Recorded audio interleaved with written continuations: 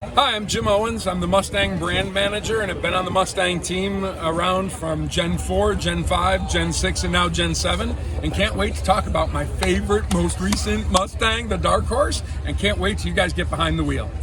Jim, thanks very much for making yourself available to us. Thank you. Obviously, with all things Mustang, exactly how long have you been connected to the brand? So I started back in 2020 or 2000, actually, a turn of it. Started doing NASCAR racing, NHRA, did the SVT Owners Association.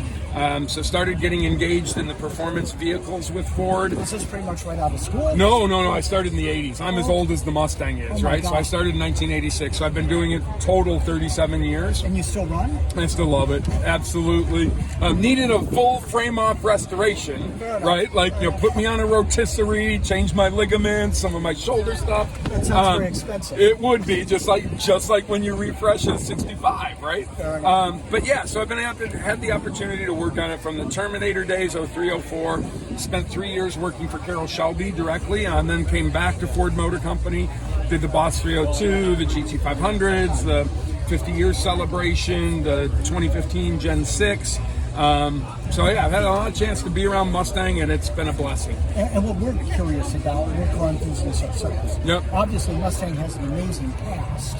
How do you build on that for both the present and which obviously is reflected in the 2024, Yep. and then also the immediate future, while knowing you can't talk about future We don't talk about future product. I have the 24s to talk about. Would enjoy perhaps getting your future perspective. Yeah. Or your perspective on Yeah, that. so the sports car segment is something that has reduced over the period of time. And it's reduced because there's so many more choices. Like you see here today, Carl and his merry band of hot rodders brought a Raptor Ranger, a Ranger Raptor, an F-150 Raptor, and a Bronco Raptor.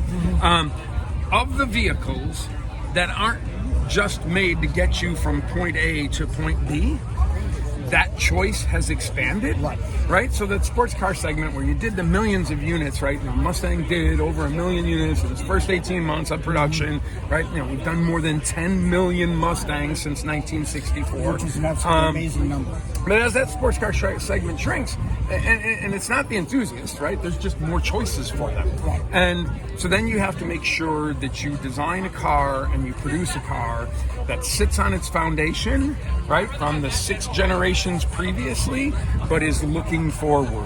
It has to be unmistakably Mustang. It has to be look fast, standing still. It has to have that guttural growl. It has to have the internal combustion engine, right, because we do have our Mustang Mach-E. Right. The GT that we have over here, 480 horsepower equivalent, 0 to 60 in the mid-30s, Magnaride suspension, Brembo brakes, performance tires. That's not a Mach-E that you buy for range. That's performance, and that's why it's a Mustang. If you want the electric, you can have it. But what we've invested in is an all-new 2.3-liter EcoBoost motor that produces 315 horsepower and 350 foot-pounds of torque, and the 4th generation Coyote motor that comes in 2 flavors, one in the Dark Horse at 500 horsepower, 100 horsepower per liter, dual air intake, dual throttle body, red line of about over 7,000, Which is crazy. and a 486 horsepower Mustang GT. So that's how you kind of stage yourself. Like, there are pieces of this car that are from all the generations past, but then it is looking forward. So Chris Walters and Joel and the design team, edgy, sexy, looking forward to that younger audience, right? You're building this basically for a 6 to 8 year production cycle. We don't talk about the production cycle on there, right? We can't don't even talk about future production production. No, cycles? we don't. We don't do those type of things, right? that's too But bad. we're saying in the 24, Right. we've invested an awful lot of money in the engines and all new sheet metal and all that type of stuff. The business case probably says that you'd probably want to do it for a while, but right now we're talking about the 24 model year. Well, and let's talk about this. You were kind enough to unlock it for us. Yeah, they gave me the keys. They only let me keep it for a certain amount of time. The keys need to be back. The key, exactly, because I have a tendency to lose them. So this is the all-new Dark Horse, right? First new performance derivative nameplate that we've come up on the Mustang line in 21 years. Right, so I told you looking forward, right? Instead of looking backwards for the Bullets, was the Gen 4 Bullet was the first new one that we did, right? But the Mach 1s and the GT350s and Hot Country Specials and the California Specials, like, we needed to come up with a new name that helped reach to a new audience. And Dark Horse was the horse you didn't see coming. Okay. Right? The Google image when you search Google image on Dark Horse, what comes up is that horse you didn't see coming. Okay. And so, other thing on this, forward-facing pony. First time, forward-facing pony. And as opposed to the profile. the profile, right? The left to right running pony has been on there since the first generation. Now we've had the snake on there, right, for the Cobras. Right. You've had the Mach 1s and the 302 limited, but you've always had the pony on it. This one is the forward-facing with the nostrils that bring in that power and that air to generate that 500 horsepower, 100 horsepower per liter. Right. Amazing. Yeah. In ballpark terms, I know we can go to the spreadsheet, but Yeah. what does this weigh, roughly? About 40. Okay. And automatic or manual transmission? Automatic or manual, you got the 3160 Tremec box for the manual, right, which was in the Mach 1 and was in the GT350. MT82 is in the base Mustang GT. Okay. And then the 10R80 is the automatic across the board. And do you have an idea of what your take rate will be on versus manual? Yeah, so, I mean, historically, on the GT side, well, first on EcoBoost, we're only doing automatic now. We are still part of the Save the Manual campaign, right? Okay. Save the Manual wanted the third pedal. So we have two of the manual transmissions, one in the Dark Horse and one in the Mustang GT. So as the audience gets a little older, You're not talking about me. Me. Like, you know, I'm as old as the Mustang, right? You know, you don't necessarily in the daily traffic driving, you know, you don't want to necessarily have to operate that third pedal. The take rate has been going a little bit more automatic, but on the performance derivatives, it still stays, you know, a much higher percentage manual than automatic.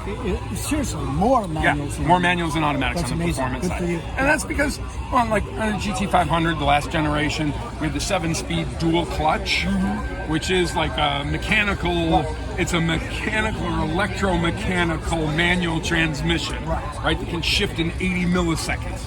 It's the fastest way around a racetrack. Now, might not be the most fun for you if you want to use your third pedal. So we have that third pedal here for the Dark Horse with the Tremec box and with the MT82. Excellent. When do these hit the showroom? So what we're saying is early summer. You know, summer solstice is June 21st, right? So we're still thinking it is going to be early summer in the hands of our dealers. Okay, yeah, we're filming this on June 3rd, so within the next 3 weeks. We're saying early summer. If one walks into a Ford showroom and wants to place an order on one, what's the approximate timetable? So, you know, so how we allocate our Mustangs, right? It's the dealers get the Mustangs based on how many Mustangs they've sold. Right. So it really depends upon how your dealer sells Mustangs. Right. If they sell a ton of Mustangs, they're probably going to get them a little earlier and a little bit more of them. Because we want them in the hands of dealers who have Mustang customers. So, I mean, the build rate on the Dark Horse, we do say limited availability. The line rate that we can produce per week is substantially less than what is in the GTs and in the EcoBoosts. So that it will be a period of time, right? One of these outlets that this will appear on is in Texas. Texas Garage. Some Texas dealers. Oh, yeah. I mean, and I can't, because I'm Ford Motor Company, I can't like say one dealer over another. So you couldn't mention a Sam Pike. Well, I mean, I might have Sam's cell phone here on my contract, but I can't promote to one dealer over another because all of our Ford dealers represent the Ford product. But if I you're can tell you that Sam is a huge Mustang fan. Cool. Yeah. Does a ton of work for charity, like, and that's part of the giving back culture of the Mustang community. And Sam, with his collections of cars that he has, I think he's gone from 3 to 2 garages now.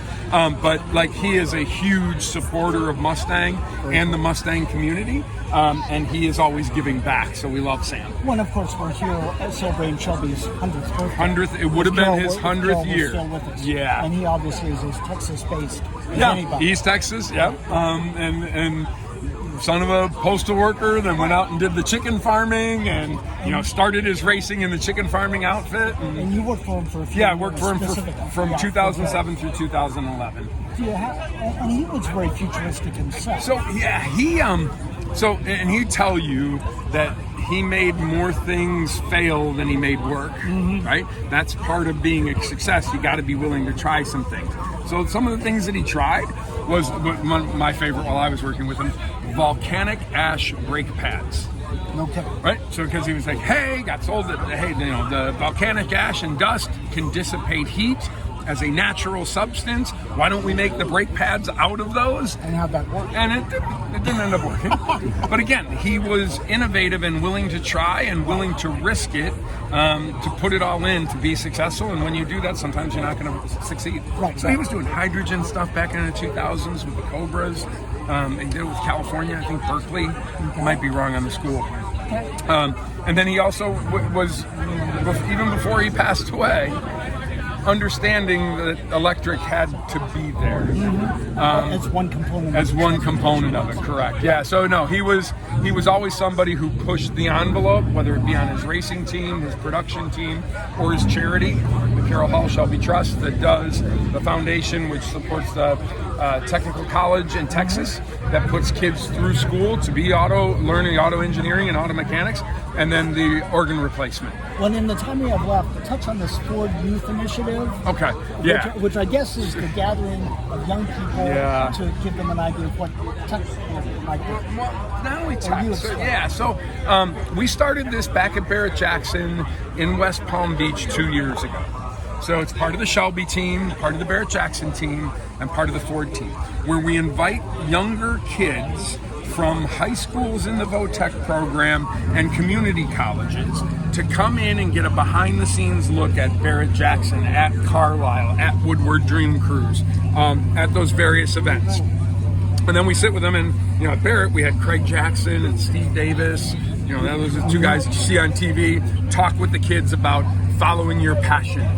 And it might be mechanical, but there's so many other things to do in the automotive and enthusiast world. Right. So all of us would talk. Scott Black would talk about the PR side. We'd have Patrick Shearing talk about the agency side. We'd have Vaughn talking about the race side. Me talking about the manufacturing side. And then to give them a breadth of experiences and why that car culture is important, and that to pursue your passion and good things will come. And we got a chance to do it here with about 15 to 20 kids. And then we drew 3 names out of the hat. Well, one we gave the female mechanic who was here. Vaughn and I chose her specifically, and then 2 of her friends drawing names out of the hat. Got rides on the drift course. Cool. With Vaughn Gittin Jr., who is a 2-time global champion of Formula Drift, out there on the chest track over there. And I'll show you the picture after we're done. The girl, when she took off her helmet, she's like and that's changing hearts and minds one lap at a time. Whether you're taking 1 lap of the infield at Carlisle, or 1 lap at the Ford Performance Racing School, that's what we want to do with the younger kids. And in the sales environment, getting back to the show, for just the moment that we have a battery left, with regard to the sales environment, do you do something special for sales reps in talking about Mustang to Mustang? So in the past, we do some unique things on Mustang, but in the past, when we've launched performance derivatives, when we launched the Shelby GT350 and the GT500, and actually the Mach 1, which isn't a Ford Performance, right? It's done by the base program, but it's still a performance vehicle. We went out and did what we called the North American Track Tour. And so what we would do is we would invite the dealerships in, we'd invite customers in, we'd invite media and influencers in, and then competitive make customers, and have them actually drive those cars at Laguna Seca, at Sears Point, at Buttonwillow, at Texas, at Charlotte. Missing a couple here. Anyways, at Sonoma, Sears Point. Where they actually got to come out and drive the cars. In a lead follow session with our professional instructors. Cool. Because we want them to feel that, that piece, right? When you buy a Mach 1, a GT350, a GT500, a Raptor, an Edge ST, an Explorer ST, a Bronco, you get included in that purchase price and experience with professional drivers, either at Charlotte or Park City, Utah. Bronco has 4 locations on the Bronco Off-Rodeo. We not only want our dealers to know how to enjoy it and feel comfortable, we want our customers as well. Yeah. Well, speaking of customers, that's probably a good point to end on, Jim. Cool. Thanks again. Thanks so much. You can tell I enjoy talking about it, and I can't wait till you in Texas get to do a burnout out there someplace in Dallas. We enjoy that very much. Thanks, Jim. Thank you.